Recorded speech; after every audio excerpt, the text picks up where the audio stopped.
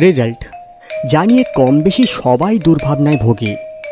পরীক্ষার ফলাফল সবসময় খুব ভালো হয় না, আর তার পরের ফলাফলটাও খুব একটা মিষ্টি হয় না।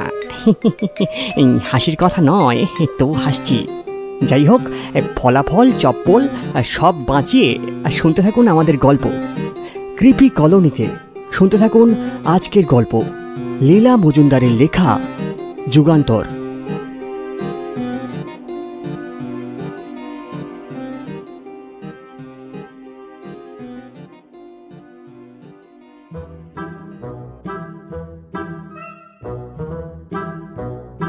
ব্যাপারটা ঘটেছিল আমাদের হাফ ইয়ারলির ফল বেরোবার ঠিক পরেই।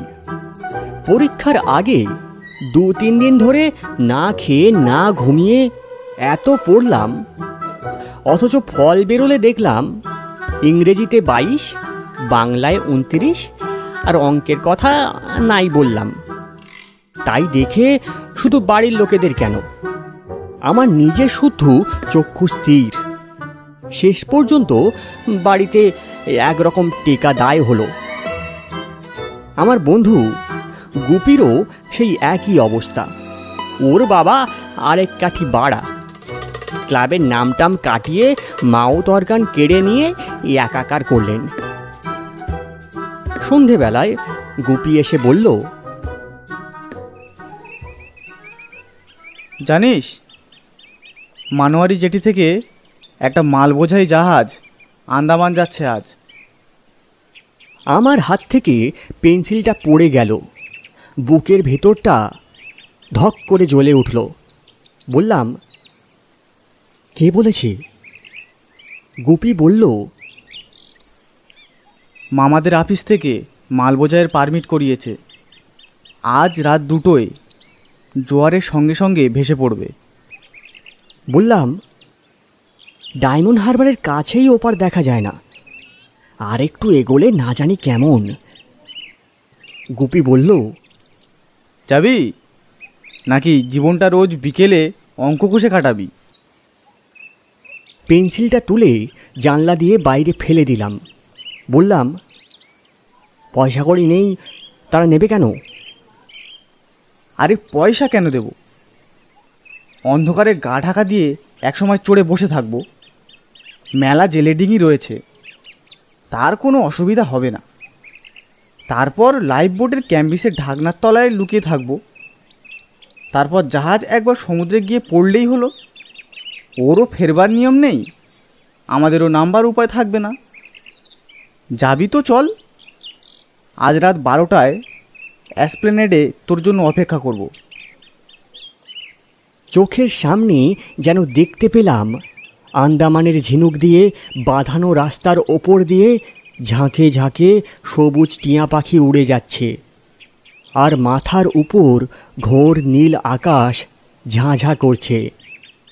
দূরে সুন্দরী গাছের বন থেকে সারি সারি কালো হাতি বিরাট গাছের গুঁড়ি মাথা দিয়ে ঠেলে ঠেলে নিয়ে আসছে। বললাম, বেশ, তাই হবে। তারপর যে কত বুদ্ধি করে রাত 12টায় সেখানে গিয়ে গুপির সঙ্গে জুটলাম, সে আর কি বলবো। সঙ্গে একটা শার্ট, প্যান্ট, তোয়ালে আর টর্চ ছাড়া আর কিছু নেই। রাতে খাওয়ার সময় ওই পুরনো কথা নিয়ে আবার একচোট হয়ে গেছে। বাড়িতে থাকবার আর আমার একটুও ইচ্ছে নেই। আর গুপির কথা তো ছেড়েই দিলাম, সে কোনোদিনই বাড়ি থাকতে চায় না।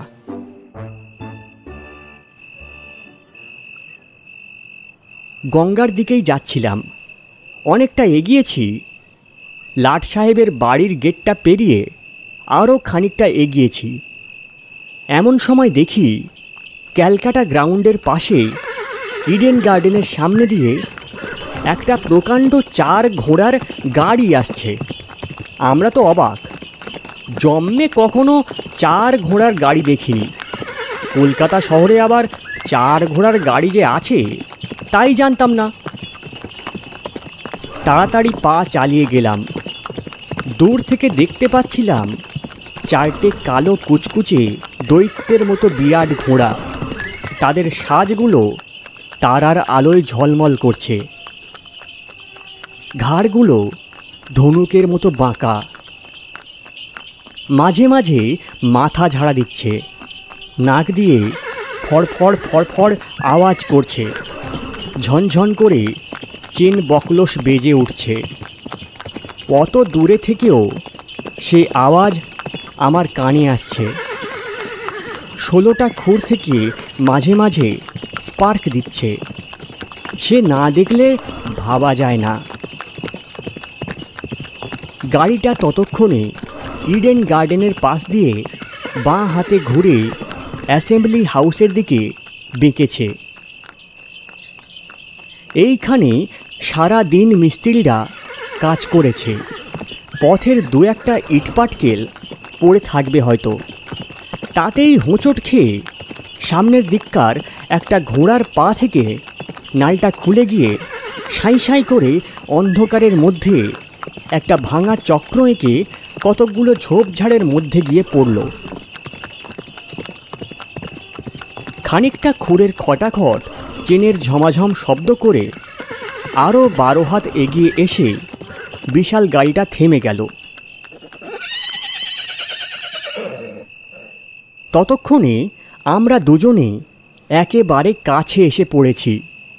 দেখি গাড়ির পিছন থেকে 4 জন সবুজ পোশাক পরা, কোমরে সোনালি বেলটাটা সইস নেমে পড়ে ছুটে গিয়ে 4টে ঘোড়ার মুখে লাগাম কষে ধরেছে। সামনের দিকের ডান হাতের ঘোড়াটার চোখের সাদা দেখা যাচ্ছে। আকাশের দিকে মুখ তুলে সে একবার ভীষণ জোরে চিহি করে ডেকে উঠল। সেই শব্দটা চারিদিকে গমগম করতে লাগলো। গাড়ির মধ্যে থেকে একজন লম্বা চওড়া লোক নেমে পড়ল। বোধহয় ওরা কোনো থিয়েটার পার্টির লোক, কোনো বিদেশি জাহাজে অভিনয় করে ফিরছে, কারণ লোকটার দেখলাম রাজার মতো পোশাক। কিংখাবের মখমলের জোব্বা পাজামা, গলায় মুক্তোর মালা, কানে হিরে, আর সে কি ফর্সা সুন্দর দেখতে। মাথায় মনে হলো 7 ফুট লম্বা। রাজা সাজবাড়ি মতো চেহারা বটে। ততক্ষণে সবাই মিলে অন্ধকারের মধ্যেই নালটাকে খুঁজছে। আমাদের দিকে কারো লক্ষ্যই নেই। আমি টপ করে থলি থেকে টর্চটা বের করে টিপতেই দেখি এই তো ঝোপের গোড়ায় নালটা পড়ে আছে, রূপোর মতো ঝকঝক করছে। গুপি ছুটে গিয়ে সেটি হাতে করে তুলে নিল। তখনও একেবারে গরম হয়ে আছে। নাল হাতে ওদের কাছে গেলাম। এতক্ষণে আমাদের দিকে ওদের চোখ পড়ল। কোথায় পেলি রে বাপ? এই যে এখানে, এই ঝোপের গোড়ায় পড়েছিল। গুপি ঝোপটা দেখিয়ে দিল। বাহ, বেড়ে আলোখানি তো। ওরাই দিয়েছে বোধহয়। তাহলে এই আর একটু দয়া করে এদিকে কোথায় কামারের দোকান আছে বলে দে দেখিনি। ওটি না লাগালে তো আর যাওয়া যাবে না। আমি ভ্যাবাচাকা খেয়ে গুপির দিকে তাকালাম। কামার কোথায় পাবো? গুপি বলল, চলুন, আগে একটা সাইকেল মেরামতের দোকান আছে, তাদের আমি চিনি। মনে হচ্ছে তারা করে দিতে পারবে। তাহলে ওঠ বাপ ওঠ, আর সময় নেই। দুজনে গাড়ির মধ্যে ভদ্রলোকটির পাশে উঠে বসলাম। মখমলের সব গদি।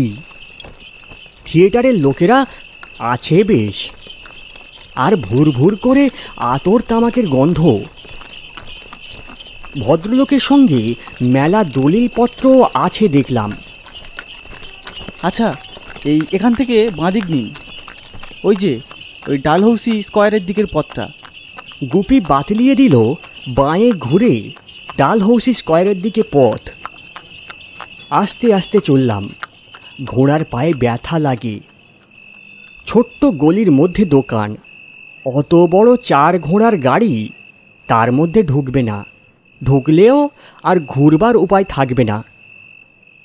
ভদ্রলোক কেবলই তাড়া দিতে লাগলেন। দেরি করলে নাকি নন্দকুমার নামের একটা মানুষের প্রাণ যাবে। তখন গুপি নাল হাতে লাফ দিয়ে নেমে পড়ে বলল, আপনারা এখানেই দাঁড়ান, আমি গিয়ে যন্ত্রপাতি শুদ্ধ শম্ভুকে ডেকে আনি। আরে তুই বসে রইলি কেন? তুই আয় আমার সঙ্গে। অগত্যা দুজনেই নামলাম। শম্ভুকে ঠেঙিয়ে তুলতে একটু দেরি হলো। তারপর প্রথমে কিছুতেই বিশ্বাস করে না। এ 4 ঘোড়ার গাড়ি আবার কি? এ তল্লাটে কোথাও 4 ঘোড়ার গাড়ি হয় না। একটা 4 ঠ্যাংওয়ালা ঘোড়াই দেখতে পাওয়া যায় না, তা আবার 4টে ঘোড়া এক গাড়িতে। শেষটা ঘোড়ার নালটা দেখে একেবারে থ। এই এত বড় নাল হয় কখনো ঘোড়ার? হাতি নয় তো? এ হাতির পায়ে আমি নাল লাগাতে পারবো না গুপি দাদা, এই বলে দিলাম। আরে চলো না, গিয়ে নিজের চোখেই দেখবে। চলো চলো, তোমার লোহা টোহা নিয়ে চলো, ওদের খুব তাড়াতাড়ি আছে। দেরি করলে কার যেন প্রাণ নিয়ে টানাটানি হবে। মেলা কাগজপত্র নিয়ে চলেছেন। চলো নাও, ধরো নালটাও তোমার যন্ত্রের বাক্সে রাখো, ভারী আছে। শম্ভু জিনিসপত্র গুছিয়ে নিল। এ বড় ঘোড়া হয় না তা বলছি না, এ ফতেপুর সিকরি গিয়ে এ আকবরের ঘোড়ার যে বিরাট নাল দেখে এসেছি, তারপরে আর কি বলি। কথা বলতে বলতে গলির মুখে এসে পড়েছি। কিন্তু কোথায় 4 ঘোড়ার গাড়ি? চারিদিক চুপচাপ থমথম করছে। পথে ভালো আলো নেই, একটা মানুষ নেই, কুকুর নেই, বিড়াল নেই, কিছুই নেই। ডাইনে বাঁয়ে দুদিকে যত দূর চোখ যায় তাকিয়ে তাকিয়ে দেখলাম, কোথাও কিছু দেখতে পেলাম না। রাস্তার আলোর কাছে গিয়ে কি মনে করে শম্ভু যন্ত্রপাতির বাক্সটা খুলে নালটা বের করতে গিয়ে দেখে বাক্সের মধ্যে নালও নেই। তখন শম্ভু ফ্যাকাশে মুখে আমাদের দিকে চেয়ে বলল, ও গাড়ি আরও অনেকে দেখেছে, কিন্তু বেশিক্ষণ থাকে না। ওই রাজা বাহাদুর মহারাজ নন্দকুমারের প্রাণ বাঁচাতে চেয়েছিল, কিন্তু সময়কালে পৌঁছাতে পারেনি। তোমরা তাই দেখেছো। বলে আমাদের একরকম টানতে টানতে ওর বাড়ি নিয়ে গেল। পরদিন সকালে যে যার বাড়ি ফিরে গেলাম। গুপি আর জাহাজের কথা তুলল না।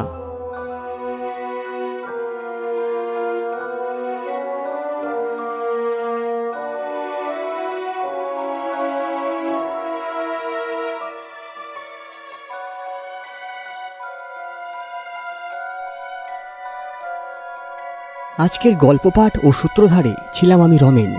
গুপির চরিত্রে ছিল বিবেক, শম্ভুর চরিত্রে ছিল তরুণ। রাজার ভূত গল্পের সাউন্ড মিক্সিং, এডিটিং ও পোস্টার ডিজাইনে ছিলাম আমি রমেন।